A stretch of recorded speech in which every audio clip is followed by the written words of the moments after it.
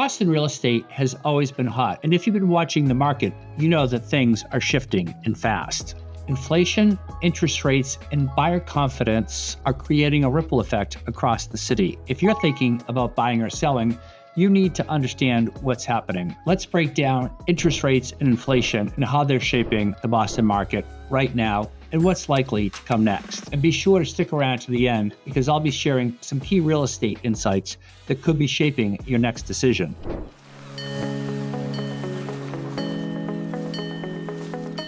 First, let's talk about inflation. Over the past few years, we've seen inflation surge to its highest level in decades, peaking above 9% in mid-2022 before cooling off. To combat this, the Fed aggressively raised interest rates, taking the benchmark rate from near zero in 2021 to over 5% today. While inflation has slowed, interest rates remain high to keep it in check. This means the cost of everything, including borrowing money, has increased. That's important to understand because higher costs influence how much people are willing and able to spend on housing, creating a ripple effect through the entire market. So what does this mean for mortgage rates? In early 2021, you could lock in a 30-year fixed for around 3%. Today, rates are hovering between 6 and 7%, making borrowing much more expensive. That difference translates into hundreds, maybe thousands more dollars into monthly payments, pricing many people out of the market. This has created a different kind of real estate market where sellers and buyers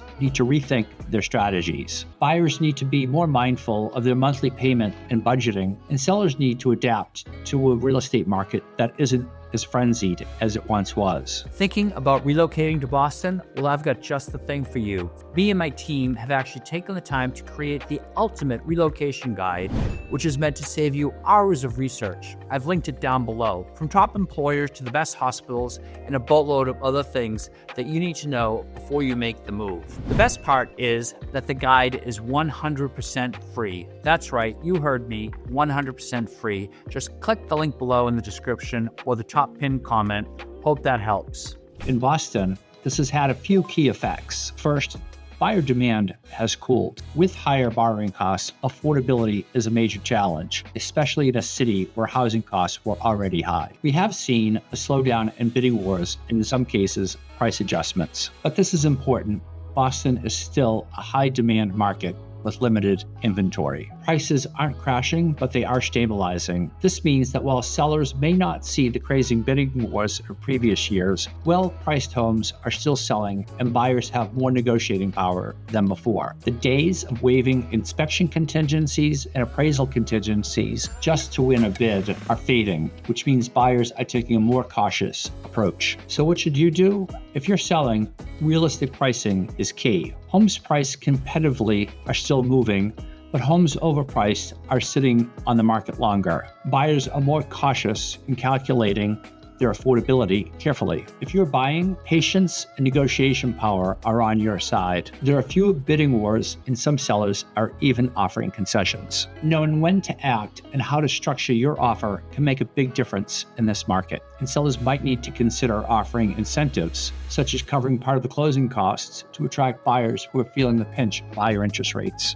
Looking ahead, many experts predict the Fed will hold rates steady for now, with potential cuts later in the year if inflation continues to ease. If that happens, we could see mortgage rates dip, which will bring some buyers back to the market. However, inventory remains low, so don't expect a major price drop. Boston housing market is resilient. If demand picks up, prices could even start rising again at a steadier pace. And while buyers may be waiting for rates to drop, the reality is the timing of the market is extremely difficult. Another factor to consider is the rental market. With higher mortgage rates, some would-be buyers are choosing to rent longer, pushing up rental demand. If you're an investor, this could be an opportunity as rents remain high in Boston and rental properties continue to perform well. Homeowners looking to sell might also consider renting out their properties if they aren't getting the price they want. Hi guys, it's Chris. As much as I love making these videos, there's one thing that I love more, and that's helping families and people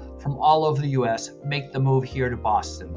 I've helped countless families make the move. So whether you're coming out for the week, the next month, or even the next year, don't hesitate to reach out. My contact information is below, right there on the screen and linked in the description in case you missed it in the on-screen pop-up. I look forward to helping you and your family make the move to Boston.